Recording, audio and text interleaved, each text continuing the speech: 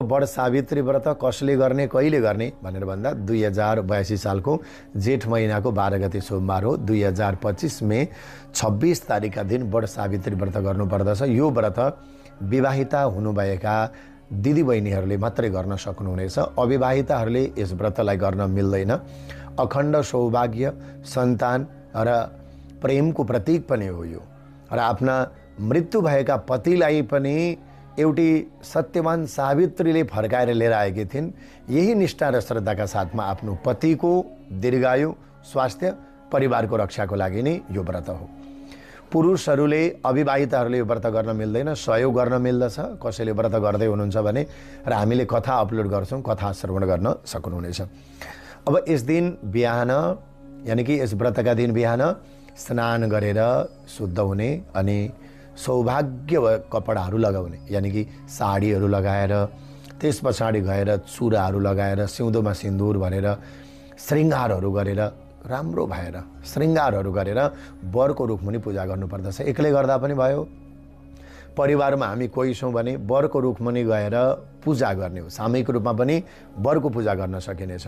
वरको रुखमुनि कसरी पूजा गर्ने भनेर भन्दा यस दिन हामीसँग भएका पञ्चोपचार, षोडशोपचार पूजाहरूले यथासम्भव पूजा गर्नुपर्दछ।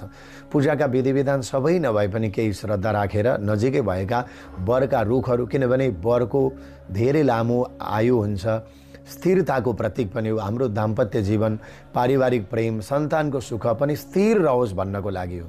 र यस दिन विशेष गरेर पूजा सामग्रीहरू के चाहिन्छन् त भनेर भन्दा षोडशोपचार, पञ्चोपचारका पूजाका सामग्रीहरू पनि भए। यथासम्भव हामीसँग जे छ ती सामग्रीले पनि पूजा गर्न सक्छौँ।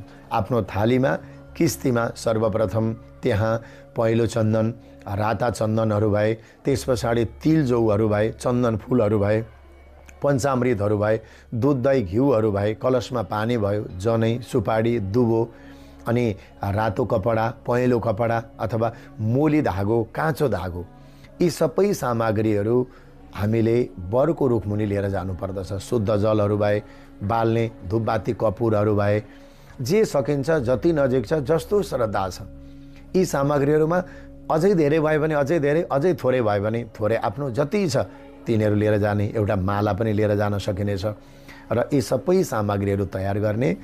सावित्रीको प्रतिमा पनि सुवर्णको, सुन